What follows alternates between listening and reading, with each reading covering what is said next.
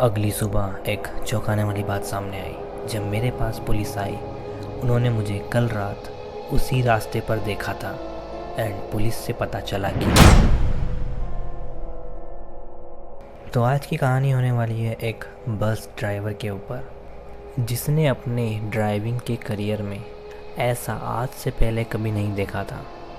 उसके साथ ऐसी ऐसी चीज़ें हुई जो कभी रियल लाइफ में हो ही नहीं सकती। तो मैं पिछले 6 साल से रूट 47 पर बस चलाता आ रहा हूँ। वैसे तो इस रूट में कुछ खास नहीं था। डाउनटाउन सेंटर से शुरू होकर इंडस्ट्रियल एरिया, फिर नदी पार करके कुछ रेजिडेंटल कॉलोनीज से होते हुए ये बस शहर के दूसरे कोने पर एक शॉपिंग सेंटर के पास रुकती थी। रूट इतना सिंपल था कि कोई भी ड्राइवर इसे नींद में भी चला ले। रोज़ का वही रास्ता, वही ट्रैफिक और वही पुराने रोड एंड वही सारे पुराने स्टॉप्स। लेकिन फिर नवंबर के उस एक अजीब बारिश वाले दिन ने सब चेंज कर दिया। तो उस दिन सुबह से ही मौसम बहुत ख़राब था। रात होते होते पूरे रास्ते में धुंध इतनी बढ़ गई कि आगे का कुछ दिखाई नहीं दे रहा था एंड मोस्टली लोग तूफ़ान आने से पहले ही अपने घर पहुंच चुके थे। लेकिन मैं अभी भी ड्यूटी पर था।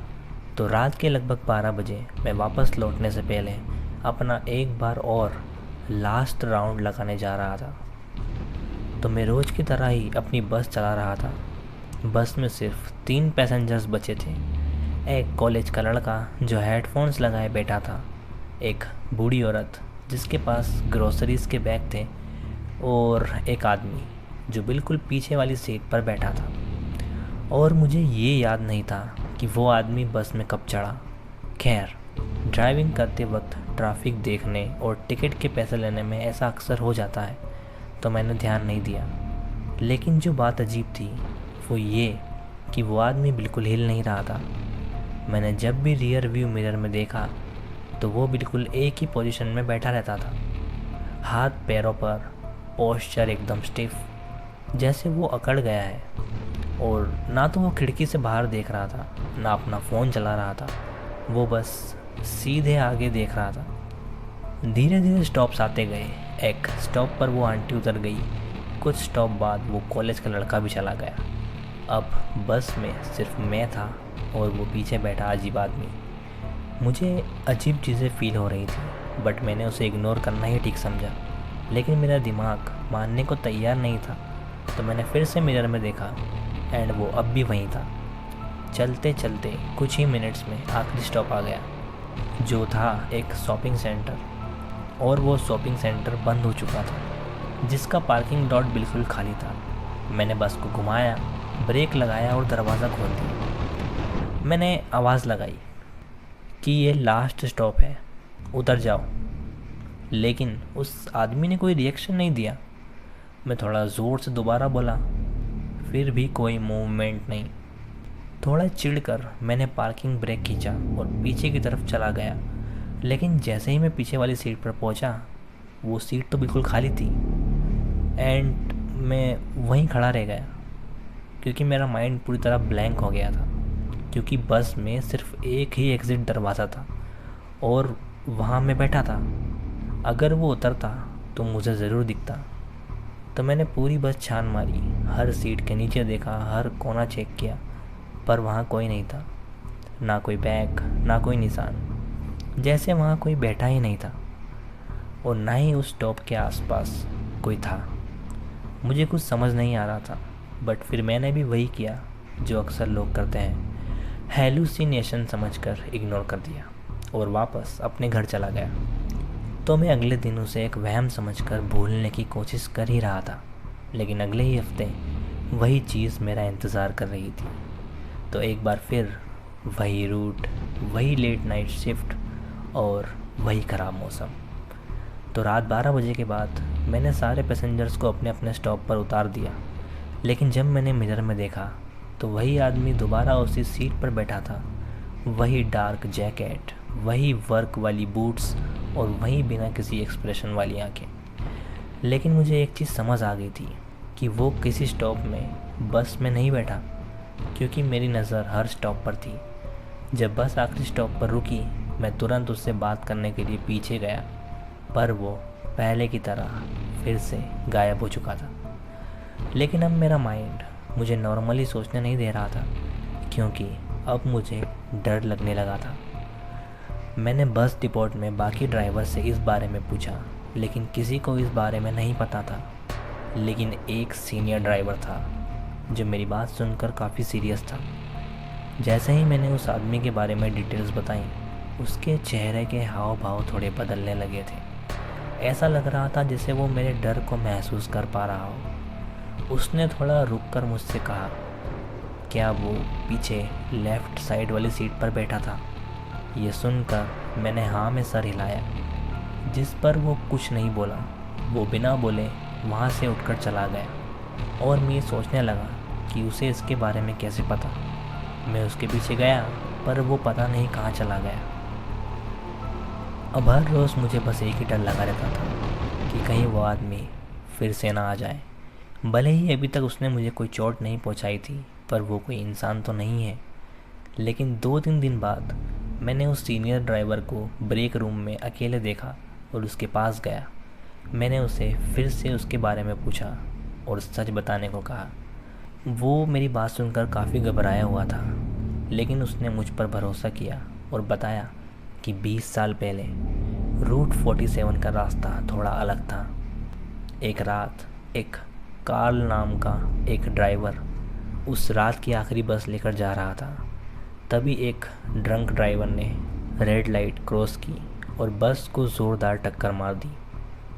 उस रात बस पूरी तरह से भरी हुई थी, लेकिन उस ड्रंक ड्राइवर की वजह से इतना भयानक एक्सीडेंट हुआ जिसमें कई लोग स्पॉट पर ही मर गए। और उनमें से एक फैक्ट्री का वर्कर था जो डबल शिफ्ट करके अपने घर लौट रहा था। अगले दिन उसके बेटे का बर्थडे था, लेकिन उस रात एक्सीडेंट हो गया। अगले दिन पुलिस आई, सारे लोगों को ले जाया गया और जब सभी की पहचान की गई तो एक्सीडेंट रिपोर्ट के मुताबिक उस वर्कर की बॉडी बस के उसी पीछे वाले लेफ़्ट सेक्शन में मिली थी, एग्जैक्ट उस सीट पर जहां वो मिस्टीरियस पैसेंजर आकर बैठता है। लेकिन मुझे यकीन नहीं हुआ। हर वर्क प्लेस की तरह ये भी एक गोस्ट स्टोरी है। लेकिन अगली बार जब वो आदमी वापस दिखा, मैंने उसे मिरर में ध्यान से देखा। वो बिल्कुल नॉर्मल लग रहा था, लेकिन उसके चेहरे पर एक दुख था, बहुत गहरा दुख। वो डरा नहीं रहा था, वो बस खुद सैड था। तो हफ्ते बीतते गए और चीज़ें थोड़ी और अजीब होने लगी थी। एक रात मैंने देखा कि वो आदमी अब अकेला नहीं था।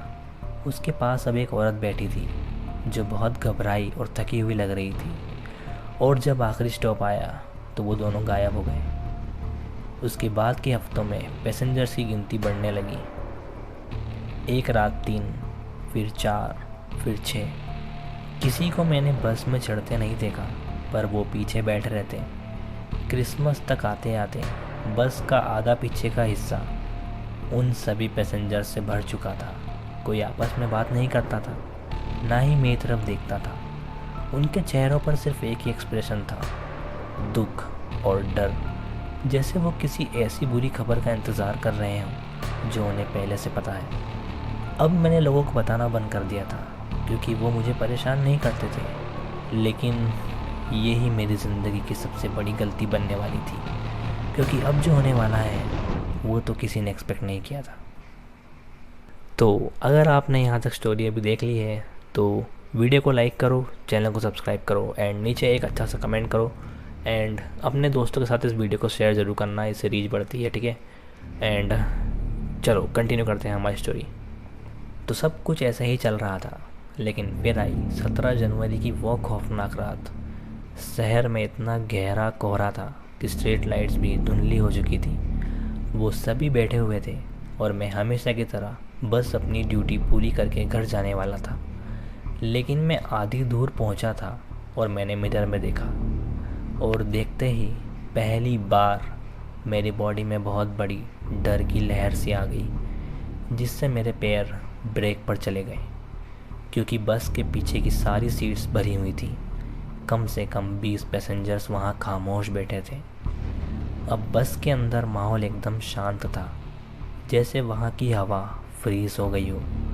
और तब बजी बस की स्टॉप रिक्वेस्टेड वाली बेल। ये तब बजती है जब कोई पैसेंजर उतरने के लिए बस का बटन दबाता है। मैं डर के मारे सीट को पूरी तरह पकड़ के रखा था, क्योंकि महीनों से इन लोगों ने किसी चीज़ को हाथ नहीं लगाया था। पर आज किसी ने स्टॉप बटन दबाया। अब ऊपर लाइट जल रही थी, स्टॉप रिक्वेस्टेड। मैंने डरते डरते बस रोकी हुई थी और दरवाज़ा खोला, पर कोई उतरा नहीं। तभी बेल दोबारा बजी और बजती ही गई। उसकी आवाज़ बस में गूंज रही थी। मैंने मिरर में देखा और अब की बार वो सभी के सभी पैसेंजर्स सीधे मेरी तरफ देख रहे थे। उन सब की आंखें मुझ पर टिकी थी। मेरे पीठ में बहुत ज़ोर से दर्द होने लगा, जो मैं सहन नहीं कर पाया, और मेरी चीख निकल गई दर्द के मारे। तब उनमें से एक पैसेंजर ने धीरे धीरे अपना हाथ उठाया और सामने विंडशील्ड की तरफ इशारा किया। मैंने डरते हुए सामने देखा। धुंध के बीच चौराहे के बिल्कुल बीचों बीच एक पुरानी बस खड़ी थी, जिसकी लाइट्स ऑफ थी, इंजन बंद था और उसने पूरा रास्ता ब्लॉक किया हुआ था। उस धुंध में मैंने ध्यान से देखा तो उस बस के पेंट और डिज़ाइन बहुत पुराना था, बिल्कुल 20 साल पहले जैसा, और उस पर रूट नंबर 47 लिखा था। मेरा दिल बस फटने ही वाला था, क्योंकि ये कोई ऐसी वैसी बस नहीं थी। ये वही बस थी जिसका 20 साल पहले एक्सीडेंट हुआ था। उस पुरानी बस के पास एक आदमी यूनिफॉर्म में खड़ा था। कोहरा थोड़ा सा हटा और मैंने उसे पहचान लिया। ये वही ड्राइवर था, कार्ल, जो उस एक्सीडेंट में मर गया था, जिसकी फ़ोटो डिपोट में लगी थी। कार्ल अपनी बस को नहीं बल्कि सीधे मेरी बस को देख रहा था। उसने धीरे से अपना सर हिलाया, सिर्फ एक बार, जैसे वो कुछ कह रहा हो। तभी मेरी बस की स्टॉप बेल नॉन स्टॉप बजने लगी। मैंने मिरर में देखा तो सारे पैसेंजर अपनी जगह पर खड़े हो चुके थे और सब के सब लेफ़्ट साइड की एक छोटी सड़क की तरफ इशारा कर रहे थे। मैंने बिना सोचे समझे स्टीयरिंग व्हील घुमाया और बस को उस लेफ़्ट वाली छोटी सड़क पर डाल दिया। और ठीक उसी सेकंड एक बहुत बड़ा तेज़ी से आता हुआ ट्रक उस जगह को चीरते हुए निकल गया जहां मेरी बस अभी थोड़ी देर पहले खड़ी थी। और उस ट्रक ड्राइवर ने ब्रेक पर पैर तक नहीं रखा था। और अगर मैं वहां होता तो इसमें कोई दो राय नहीं है कि शायद मेरे साथ भी वही होता जो 20 साल पहले कार्ल और उसकी बस के साथ हुआ था। ट्रक कोहरे में गायब हो गया। मैं स्टीयरिंग व्हील पकड़े हाँफ रहा था। मुझे रोना आ रहा था। जब मैं थोड़ा संभल कर चौराहे की तरफ देखा तो वहाँ ना वो पुरानी बस थी, ना कार्ल था। रास्ता बिल्कुल सुनसान। मैंने मिरर में देखा तो वो सारे पैसेंजर्स भी गायब हो चुके थे और मेरी बस अब एकदम खाली थी। अगली सुबह एक चौंकाने वाली बात सामने आई। जब मेरे पास पुलिस आई, उन्होंने मुझे कल रात उस रास्ते पर देखा था। तो पुलिस ने मुझे बताया कि एक ट्रक ड्राइवर को हार्ट अटैक आया था, जिससे उसने कंट्रोल खो दिया था। और ये ठीक उसी वक्त का था जब मैं वहाँ था। इन्वेस्टिगेटर ने कहा कि अगर उस वक्त चौराहे पर कोई और गाड़ी भी होती तो उसका बचना नामुमकिन था। मैंने वो सारी बात कभी मैनेजमेंट को नहीं बताई, क्योंकि मेरे पास कोई सेंस नहीं था। लेकिन उस रात के बाद से कुछ बदल गया है। अब वो पैसेंजर्स कभी कभी ही आते हैं और इतने बड़े ग्रुप में नहीं आते, बस 1 या 2 आते हैं। और वो जो सबसे पहला आदमी था जो पीछे बैठा था, वो अब भी हर बार कुछ महीनों में आता है।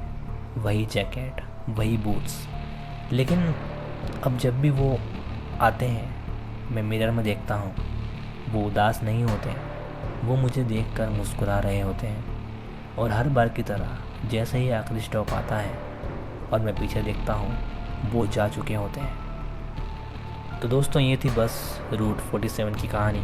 क्या आपको लगता है कि उन आत्माओं ने उस ड्राइवर की जान बचाई? अगर आपको ये कहानी पसंद आई तो वीडियो को लाइक करें, चैनल को सब्सक्राइब करें और कमेंट बताएं अगर आपके साथ भी ऐसा कभी कुछ होता तो आप क्या करते।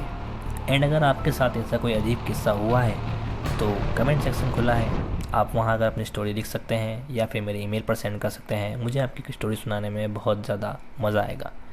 तो मिलते हैं अगली हॉरर वीडियो में, तब तक के लिए अलविदा।